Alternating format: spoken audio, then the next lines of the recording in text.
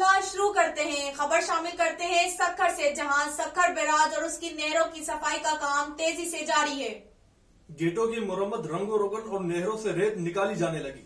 Sukkur barrage اور اس سے نکلنے والی 7 نہروں روڑی کنال، نارا کنال، خیرپور ایسٹ کنال، خیرپور ویسٹ کنال، دادو کنال، ریس کنال اور کیرسر کنال کی بھل صفائی کا کام تیزی سے جاری ہے۔ پہلے مرحلے میں بیراج کے تمام گیٹس کھول کر نہروں میں پانی کی سپلائی بند کی گئی تھی۔